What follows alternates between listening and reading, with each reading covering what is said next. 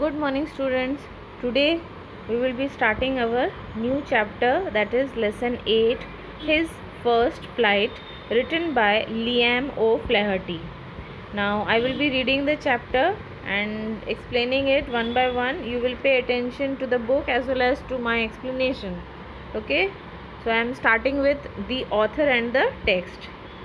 Liam O'Flaherty, 1896 to 1984, was a significant Irish novelist and short story writer and a major figure in the Irish literary renaissance.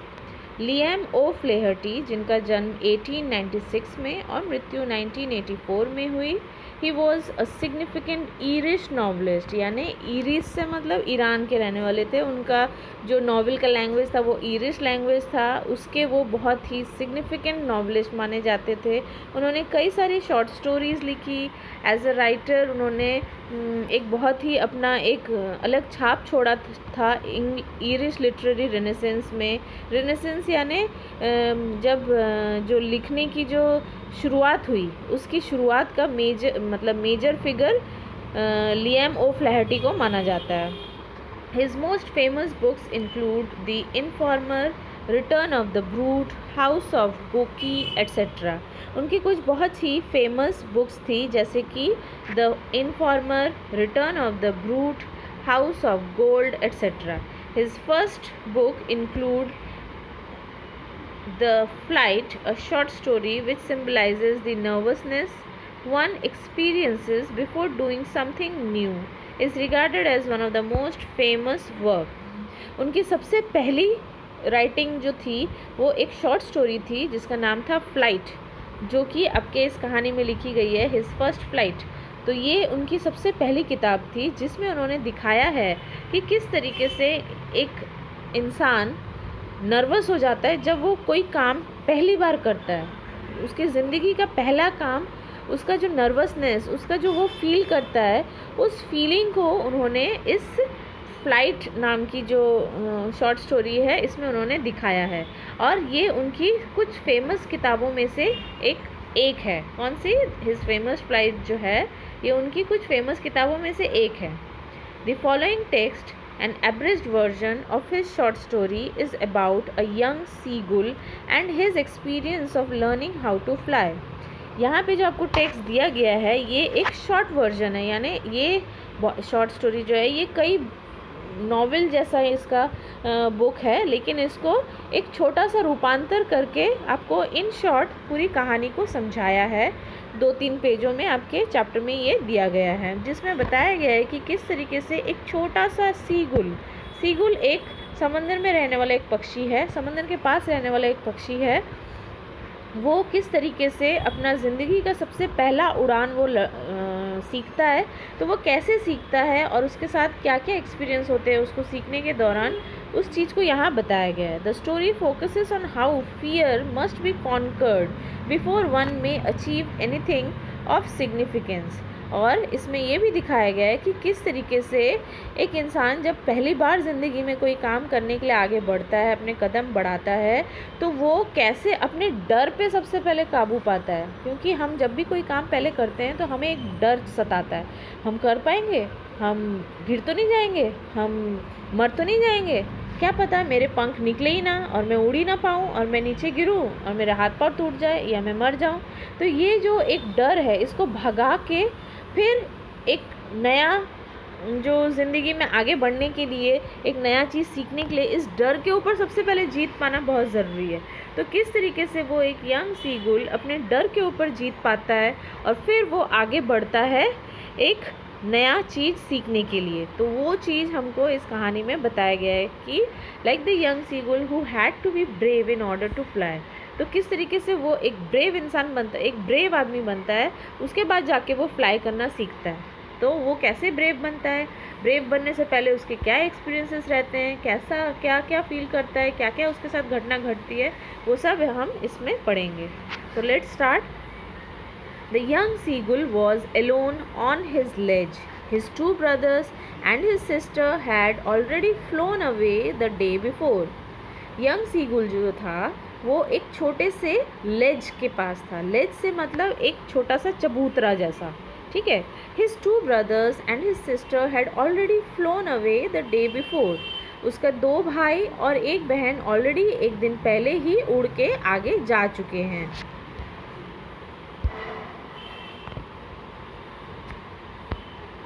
उसके 2 भाई और 1 बहन already एक दिन पहले ही उड़ के आगे जा चुके हैं, तो इसीलिए वो अब वहाँ पे अकेला, उस चबूतरे में अकेला वहाँ पे है। He had been afraid to fly with them, और ये इसलिए यहाँ पे अकेला है क्योंकि एक दिन पहले जब वो लोग उड़ के जा रहे थे तब ये डर के पीछे हट गया था और ये उड़ने के लिए आगे नहीं बढ़ा, इसलिए ये यहाँ पे अकेला रह गया है। When he had run forward to the brink of the ledge, he became afraid. जैसे ही वो लेज के बिल्कुल नज़दीक आया और जैसे ही किनारे पे पहुंचा तो नीचे की गहराई को देख के वो डर गया और फिर वो वापस से पीछे की तरफ भाग गया। The great expanse of the sea stretched down beneath and it was miles down. और जो जैसे ही वो नीचे नज़दीक आया तो उसने नीचे की तरफ देखा, पूरा खाई है और चारों तरफ समंदर फैला हुआ है, तो इसको देख के वो बिल्कुल डर गया। और इस वजह से उसने अपने पैर पीछे खींच लिए और वो वहीं रह गया और उसके भाई और बहनें उड़कर एक दिन आगे चले गए। He felt certain that his wings would never support him. उसे ऐसा भी लगा कि अगर वो कूदेगा और अगर उसके पंख जो हैं वो उसका सपोर्ट ना करे और वो ना निकले और वो गिर जाए तो वो सीधा नीचे गिर जाएगा। So he bent his head and ran away back to the little hole where he slept at night. तो इसलिए वो पीछे मुड़ा, अपना सर उसने पीछे की तरफ मोड़ा और फिर पीछे जहाँ पे उसका घर था वहाँ पे वो घुस गया अंदर, छोटे से होल के अंदर, और फिर उसने सारी रात वहाँ पे सो के बिताई। His father and mother had come around calling to him shrilly.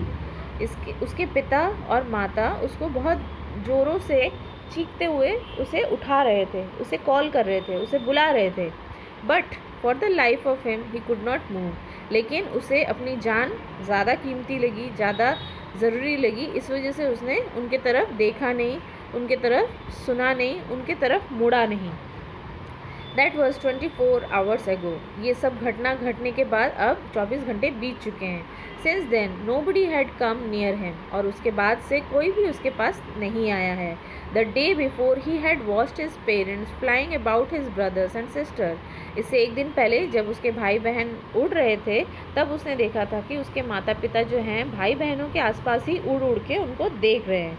They were teaching them the art of flight and how to dive for fish. और वो लोग सिखा रहे थे कि भाइयों और बहनों को कि किस तरीके से उड़ना चाहिए, उड़ने का जो कला है वो कैसी है, क्या क्या उड़ते समय ध्यान रखना चाहिए, कैसे उड़ना चाहिए, कैसे डाइव मारनी चाहिए समंदर में जिससे कि हम मछली पकड़ सकें। तो इस तरीके से उसके माता पिता भाई बहनों को सिखा रहे थे। He had seen his elder brother catch his first hearing. और उसने वहीं लेज से ही देखा कि उसका जो बड़ा भाई था उसने पहली बार अपने ज़िंदगी का पहला मच्छी, एक मच्छी का नाम है हीरिंग, उसको उसने पकड़ा। While his parents circled around proudly. और उसके पेरेंट्स उसके चारों तरफ प्राउडली सर्कल कर रहे थे, खुशी से, गर्व से चक्कर काट रहे थे कि उनका बेटा उड़ना सीख गया और अपनी ज़िंदगी की पहला उसने मच्छी का शिकार करना सीख लिया। The sun was now ascending, the sky blazing warmly on his ledge that faced the south. अब सन जो था वो धीरे धीरे स्काई में असेंडिंग कर रहा था, यानी उग रहा था, और उसकी जो गर्मी थी वो धीरे धीरे बढ़ रही थी और धीरे धीरे उसका जो गर्मी है वो जहाँ पे वो जो पहला जो हमारा पक्षी है वो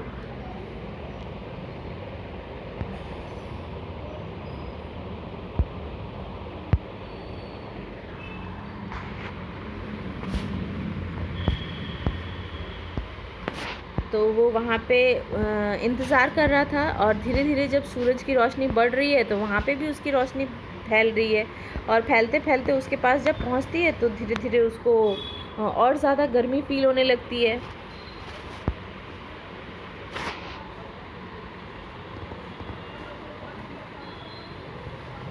कहाँ गए हम लोग? हाँ, तो धीरे धीरे उसके लेज तक भी सूरज की गर्मी पहुँचती है और उसका लेज भी धीरे धीरे बहुत गर्म होने लगता है. He felt the heat because he had not eaten since the previous night.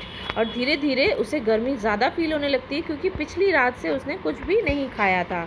अब उसे भूख के साथ गर्मी के साथ साथ उसे भूख भी बहुत ज़ोर से लग रही थी. Now there was not a single scrap of food left in the straw nest. और वो उसके जो घास का जो नेस्ट बना हुआ था तो वहाँ पे खाने के लिए कुछ बचा भी नहीं था. एक छोटा सा खाने का दाना भी नहीं था. His little grey body trotted back and forth on the ledge. अब उसका जो छोटा सा बॉडी था एक बार वो लेज के पास आ रहा है, एक बार फिर पीछे जा रहा है, फिर पास आ रहा है, फिर पीछे जा रहा है. इस तरीके से वो आगे पीछे घूम रहा है. He was trying to find some means of reaching his parents without having to fly.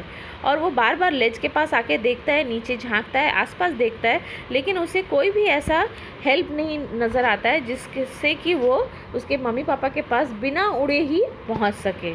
But on each side of him the ledge ended in a sheer fall with the sea beneath. और हर बार जब भी वो लेज के पास आता है तो वो एक ही चीज़ देखता है कि नीचे बिल्कुल खाई है और समंदर चारों तरफ फैला हुआ है. समंदर का पानी हर जगह फैला हुआ है.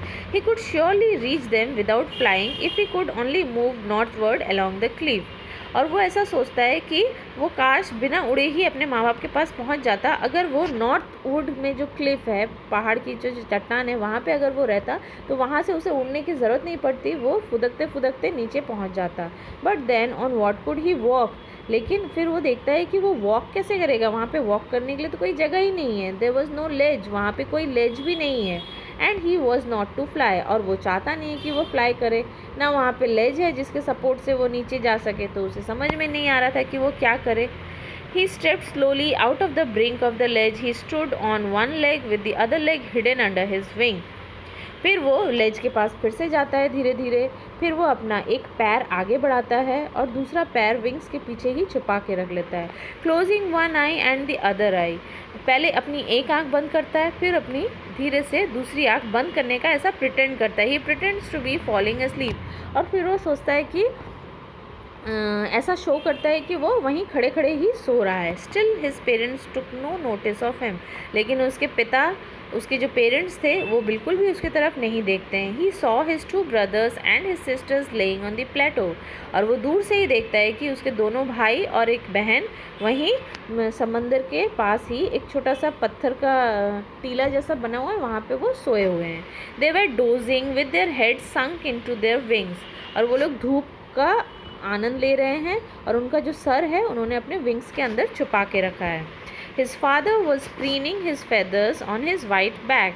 और उसके जो पिता हैं वो भी वहीं धूप सेक रहे हैं और साथ में वो अपने फेदर्स के बीच में से अपना बॉडी का सफ़ेद हिस्सा, जो पीछे का जो हिस्सा है वो दिखा रहे हैं. और जिससे कि वो शो कर रहे हैं कि उनका जो फेदर्स है वो धीरे धीरे वो मुंह से घिस रहे हैं जिससे कि वो स्मूथ हो जाए. Only his mother was looking at him. और सिर्फ उसकी माँ ही उसके तरफ देख रही थी. She was standing on a little high hump on the plateau eating a piece of fish.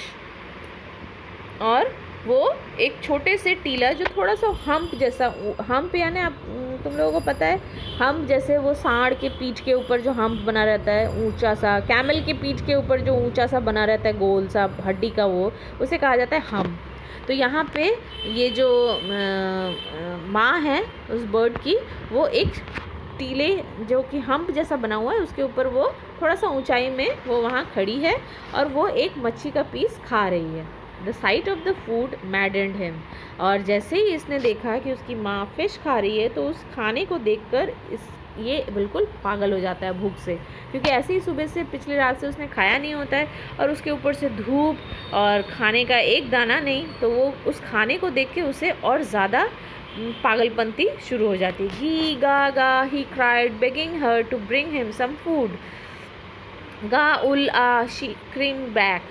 तब ये जो पक्षी है वो अपनी माँ की तरफ रोते हुए चिल्लाता है गी गा गा, और शो करता है कि मैं बहुत भूखा हूँ. और वो भूख से तड़प रहा है और वो मांग रहा है, भीख मांग रहा है कि मुझे कुछ खाना दो. गा उल आ शी स्क्रीम बैक. तो उसकी माँ वापस रिटर्न बैक वो चिल्लाती है गा उल आ.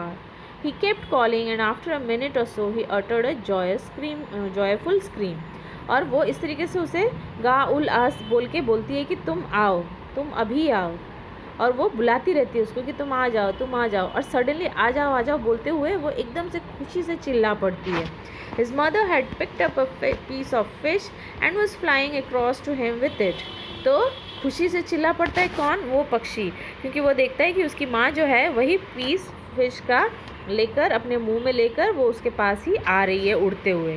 But when she was just opposite to him she halted her wings motionless. और फिर वो जैसे ही अपने बच्चे के पास पहुंचती है तो उसके पास नहीं पहुंच के वो दूर ही थोड़ा सा हॉल्ट करती है और विंग्स को मोशनलेसली वहाँ पे रोक देती है कि वहीं पे ही वो रुक जाए, ज़्यादा उड़ के ऊपर न जाए. The piece of fish in her beak was almost within reach of his beak. और उसकी माँ के मुँह में जो फिश का टुकड़ा था वो इस पक्षी जो बच्चा जो लेज में अटका हुआ है उसके बीक से थोड़ी सी ही दूर पे था. He waited a moment in surprise. तो वो पक्षी सोचने लगा कि अभी माँ आएगी और इस सरप्राइज में वो वेट करने लगा. Wondering why she did not come near and then madden by hunger he dived at the fish. और फिर वो सोचने लगा कि माँ मेरे पास क्यों नहीं आ रही, सडनली वो रुक क्यों गई है. तो उसे कुछ समझ में नहीं आया और वो भूख से पागल होके उसने फिश को खाने के लिए उसके ऊपर डाइव मार दिया, यानी कूद गया. With a loud scream he fail outward and downward into space. और फिर जैसे ही वो कूदा उसके मुंह से लंबी बहुत ज़ोर की चीख निकली और फिर वो नीचे गिरने लगा. एक बार आउटवर्ड, एक बार डाउनवर्ड, एक बार उसका सिर नीचे जा रहा है, एक बार उसका पंख नीचे जा रहा है, और इस तरीके से उड़ते उड़ते वो मैंने उड़ा नहीं है, वो नीचे गिरते जा रहा है. Then terror seized him and his heart stood still. अब जब वो खुद देख रहा है कि वो नीचे गिर रहा है, उसके पंख भी नहीं हिल रहे हैं, तो डर से उसका जो हार्ट था वो एकदम रुक गया और उसका जो दिल की धड़कनें एकदम रुक गई और वो स्तंभ हो गया कि ये क्या हो रहा है. But it only lasted a moment. लेकिन ऐसा सिर्फ कुछ क्षण के लिए हुआ. The next moment he felt his wings spread outward. और फिर कुछ क्षण के बाद ही वो क्या देखता है कि उसके जो विंग्स है वो खुल गए और वो एकदम फैल के वो आउटवर्ड यानी खुल के फैल के वो हिलने लगे. The wind rushed against his breast feather then under the stomach and against his wings. और वो देखता है कि जो विंड जो है, हवा जो है, वो उसके पेट से होते हुए, उसके पंखों के साइड से होते हुए, उसके स्टमक के पास से होते हुए उसके विंग्स के साइड से गुजरने लगी. He could feel the tips of his wings cutting through the air. और वो फील करने लगा अपने विंग्स को और हवा को जो उसकी विंग्स को काटते हुए बह रही थी. He was not falling headlong now. अब वो सिर के बल नीचे नहीं गिर रहा था. He was soaring gradually downward and outward. और वो धीरे धीरे जो नीचे जो वो गिर रहा था अब वो नीचे गिर नहीं रहा था, अब वो उड़ रहा था. धीरे धीरे अपना स्पीड बढ़ा रहा था, कभी ऊपर जा रहा था कभी नीचे जा रहा था. सोरिंग ग्रेजुअली यानी धीरे धीरे ऊपर की तरफ आगे बढ़ना, फिर एक बार नीचे आना, फिर धीरे धीरे ऊपर बढ़ना, फिर नीचे आना, फिर धीरे धीरे ऊपर बढ़ना. तो इस तरीके से वो ग्रेजुअली ऊपर जा रहा था. He was no longer afraid. और अब वो बिल्कुल डरा हुआ भी नहीं था. Then he flapped his wings once and he soared upward. अब उसने अपने विंग्स को फिर से फ्लैप किया यानी फड़फड़ाया और फिर वो फिर ऊंचाई उसने पकड़ी. He uttered a joyous scream and flapped them again. अब फिर उसने एक बहुत लंबी चीख, खुशी की चीख दी और फिर उसने वापस से अपने पंख फड़फड़ाए. ही सोर्ड हायर. अब वो और ऊपर चला गया. His mother flu past him. उसकी माँ भी उसके साइड में पीछे से उड़ के उसे देखने लगी. हर wings making a loud noise. और उसके जो विंग्स थे वो बहुत ज़्यादा नॉइज़ कर रहे थे. He answered her with another scream. और फिर उसने अपनी माँ के तरफ दूसरी बार चीख के उसके जवाब दिया. Then his father flew over him. और उसके बाद फिर वो देखता है कि उसके पिताजी भी उसके ऊपर की तरफ उड़ने लगे, स्क्रीमिंग, चिल्लाते हुए. Then he saw his 2 brothers and his sister flying around him. और फिर कुछ ही क्षण में वो देखता है कि उसके 2 भाई और उसकी बहनें भी उसके आसपास उड़ने लगी. He saw a vast green sea beneath him. अब वो क्या देखता है कि उसके नीचे लंबा फैला हुआ, दूर तक फैला हुआ हरा समंदर. And he turn his beak sideways and crowed amusingly, और फिर उसने अपने चोंच को एक साइड किया और फिर उसने आवाज़ निकाली, खुशी की आवाज़ निकाली. His parent and his brothers and sisters had landed on this green floor in front of him. उसके पेरेंट्स, उसके भाई बहन, ये लोग धीरे धीरे नीचे इस ग्रीन फ्लोर में यानी समंदर के इस हरे समंदर के ऊपर धीरे धीरे उतरने लगे उसके सामने. They were beckoning to him calling shrilly, और वो लोग इसे बुलाने लगे. किससे बुलाने लगे? सिग्नल देके उसे नीचे की तरफ आने के लिए बोलने लगे. बेकोनिंग यानी कॉलिंग, बुलाना, किसी को सिग्नल देना, नीचे बुलाने के लिए इशारा करना. तो उसे वो इशारा करके नीचे आने के लिए बोले. He dropped his legs to the stand on the green sea, और उसने फिर धीरे धीरे नीचे आया और उसके पंख जो थे धीरे धीरे नीचे की तरफ आने लगे और उसका पैर जो था अब समंदर में आके समंदर के बीच में वो डूब गया, यानी पैरों को उसने समंदर के पानी में डुबो दिया. His feet sank into the sea, उसके पैर समंदर में बिल्कुल डूब गए. And then his belly touched it and he sank no further.